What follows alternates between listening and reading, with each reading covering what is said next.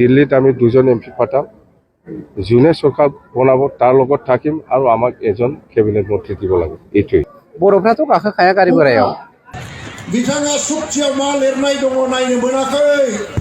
24 घन्टा दे बियो थांलाय फैलाय बर' जाथि खुखुर खुट्टा बे बुंनाय रावा गुबुन गुबुन दिनफोरनि बादि दिनैबो नोंथांमोननि थाखाय मोनसे भिडिअ लानानै फैबाय। आसा खालामो नोंथांमोनहा भिडिअखौ जोबजासिम नायलांगोन आरो भिडिअखौ नायनानै मोजां मोनदोंब्ला लाइक शेयार कमेन्ट खालामना होगोन आरो चेनेलखौबो जुदि मोजां मोनदोंबा एबा अनसायदोंबा साबस्क्राइब खालामना होगोन होननानैबो आसा खालामबाय।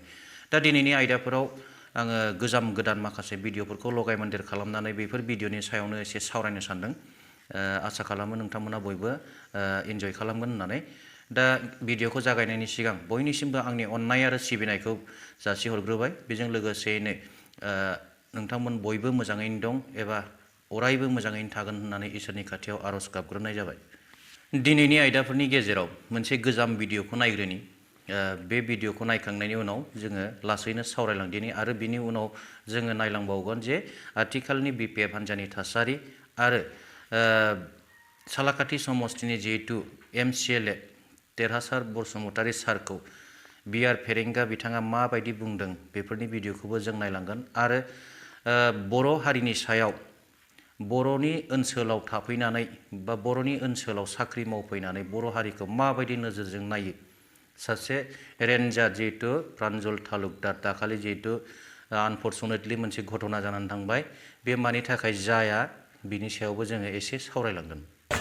आरो बेनिफ्राय जों साबायखर बावनांगोन रन्जन दैमारिखौबो जेलनिफ्राय ओंखारदों।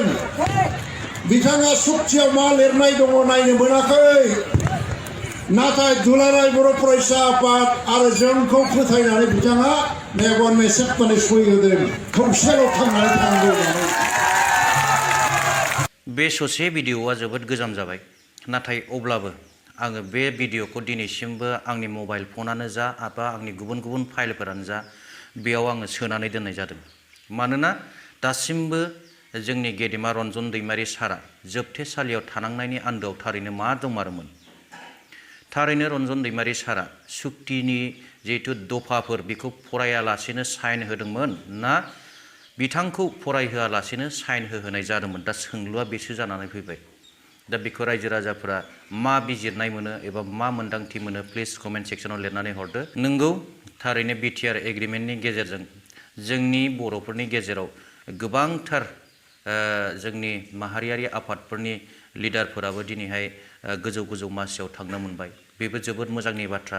नाथाय जोंनि गेदेमा रन्जन दैमारि बिथाङा जे बिटिआर एग्रिमेन्टनि सागानगिरि बा जायखौ लानानै बिटिआर एग्रिमेन्टखौ खालामनाय जादोंमोन, नाथाय बिथाङा दिनैहाय ओरैबायदि दुखु खस्थ'नि गेजेरजों दं, बेखौसो गोसोखाङोब्ला मेगनाव मोदै गनो ओंखारो। आं बेखौसो लानानै बे ससे भिडिअखौ खालामनाय जादों। दा बे भिडिअनि सायाव गोबाङानो बुंहरगोन जे गोजाम भिडिअखौ लानानै नोंथाङा मानो बेफोरबायदि भिडिअ बानायो। दा बेयो जेखियानो जाया मानो जायखि जेखि बुङा मानो बुंबाय थाथों, नाथाय अब्लाबो आङो रन्जन दैमारि सारनि थाखाय बेफोरबायदि भिडिअखौ सम सम लाबोबाय थानाय जागोन। बे जानानै थांबाय। दानिया गुबुन भिडिअआव फैदिनि। गुबुन भिडिअआ जाहैबाय जे आथिखालनि जिहेतु बिपिएफ हान्जानि थासारि, बे थासारिखौ लानानै हाग्रामा महिलारि सारा मा बुंदों खौरांगिरिफोरनि सिगाङाव बेखौबो एसे नायदिनि आरो बिथाङा लोगोसे जिहेतु राम मन्दिरनि खोथा बेखौबो एसे बुंदों। आसा खालामो नोंथांमोना भिडिअखौ नायलांगोन। নাই আমাৰতো হ'ল এইবাৰ প্ৰথমত দিল্লীত আমি 2জন এমপি পাঠাম, যোনে চৰকাৰ বনাব তাৰ লগত থাকিম আৰু আমাক এজন কেবিনেট মন্ত্ৰী দিব লাগে। এইটোৱেই আৰু ইয়াৰ পিছত বিটিচিত আমি ভালকৈ লাগিব। বিপিএফে যদি বিটিচিত চৰকাৰ বনাব পাৰে তেতিয়াহ'লে আমি নেক্সটত দিছপুৰটো আমি দখল কৰিব পাৰিম। কথা সেইটো। স্যার কাইলৈ রাম মন্দির প্রতিষ্ঠা আছে, আপনি ইনভিটেশন পাইছিলেন? মই এনেকুৱা চব ধৰ্মকে মই সন্মান কৰোঁ, খ্ৰীষ্টানকো মই কৰোঁ, মুছলিমকো কৰোঁ, হিন্দুকো কৰোঁ মই। কিন্তু আমাৰ ইয়াত দৰকাৰ কি আছে? ইমান ডাঙৰ পাৰ্টিয়ে কৰি আছে, এইটো গভমেণ্টে কৰি আছে। আমাৰতো দিল্লীতো নাই, দিছপুৰতো নাই, বিটিচিতো নাই। আমাৰ কিবা মূল্য আছে নেকি তাতে যাবলৈ? স্যার কাইলৈৰ দিনটো আপুনি যি আহ্বান দিছে চিএম ডাঙৰীয়া মুখ্যমন্ত্ৰী মহোদয়ে, আপুনি পালন কৰিব? মই চব ধৰ্মৰ মানুহ।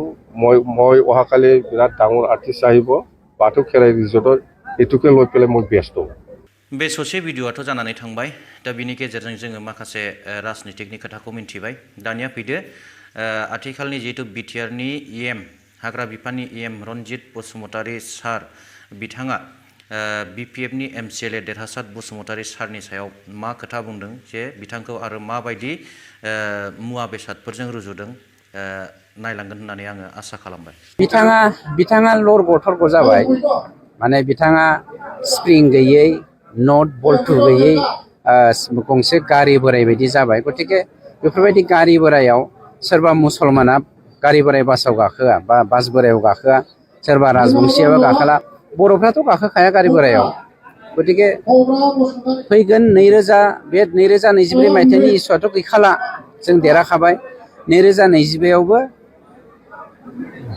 बिपिएफ हिसाबैथ' गैखाया जोबनो थांगासिनो दंखायो बेवहाय मा होनो जोंना देरहासार बसुमतारी एसे गसंना दंमोन बेबो लाथिख' जानो थांगासिनो बिथांनि मुङै आयेन बेरेखायै साहा बागान दंना नोंथाङा बुंबाय थायो बेनि हालोदाव 100% बिथांनि साहा बागानखौ बावैसोनो जोङो नै कनफार्म जाबाय जों एरखुनो थांगासिनो दङ आरो बे एरखुनाय टाइमाव नोंथांमोननि मिडियानि गेजेरजोंनो जों समाजनो फोरमायनो थांगासिनो दङ बे ससे भिडिअ'खौ नुनानै रायजो राजा नोंथांमोना माबायदि मोन्दांथि मोनखो प्लिज कमेन्ट सेक्सनाव लिरनानै हरदो जे देरहासात बसुमतारी सारा दिनैहाय आं मिन्थिनाय बायदिब्ला माखासे समाव गोबां बेमार आजाराव गोग्लैनानै देहाफ्रा एसे लरग' थरग' जादों बेखौ निस्सय आं मिन्थिगौ नाथाय बिथांनि समस्थियाव बिपिएफ हान्जाया लरग' थरग' जायाखै बेखौबो आं मिन्थिगौ हाग्रा बिफाननि इएम रनजित बसुमतारी बिथांनि समस्थियावनो दाखालि हाग्रायाव थानाय माखासे बर' रायजो राजाफोर आरो रनिकाटा हाग्रा बिफाननि जिहेतु रेन्जार रनिकाटा रेन्जनि जिहेतु रेन्जार प्रान्जल तालुकदार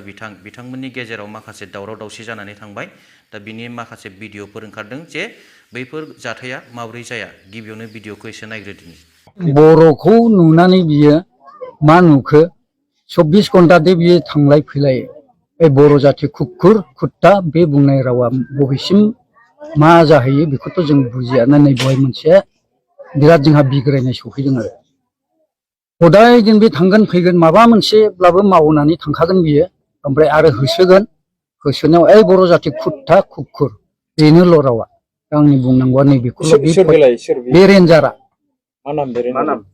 रेन्जारनि नामखौथ' मिथिलां बे दाखालि बुजानाय रेन्जारा मैया आं सियारबो होदों खिन्थु सारा प्रान्जल तालुकदारा जिरायाखै ओमफ्राय आङो बिसोरखौ सनमान होनाय असिलायै आंनि सिखा खुख्रिखौ आं दोनदों थारुन दाननाय सिखाखौ आं दोनदों आरो बिसोरजों रायलायनो थाखाय बे समाव बियो आंनि सिखाखौ थाब खननानै माने सिखाखौ ओरै दाहार नायलायबाय आरो बियो बेनिफ्राय बिदि खालामनानै दफं सिखारबाय ओमफ्राय आं बे समाव बुंनाय जादों है दुलुबना लागिसिल सार होननानै बुंदों आरोखि आं थारुनखौ दानदों बेखौ लांनो नाङामोन होननानै आं बुंबाय बे समावहाय बियो गसंनानै हाथिम सार बर' जाथि होनबाय आरोखि बेबायदि बुंनाय जादों आं गोसोआव इनायनो दुखु मोननाय जादों सासे गोजौ रेंकनि अफिसार जानानै बिसोरो दिनै मानो जाथि सेबा खालामनो समाज सेबा खालामनो फैदों ना जाथिखौ मुगैनो दाननो फैदों आं बेबायदि आंनि गोसोआव सानदों आरो दा बे ससे भिडिअ'खौ नुनानै रायजो राजा नोंथांमोना निस्सय हमनो हाबाय जे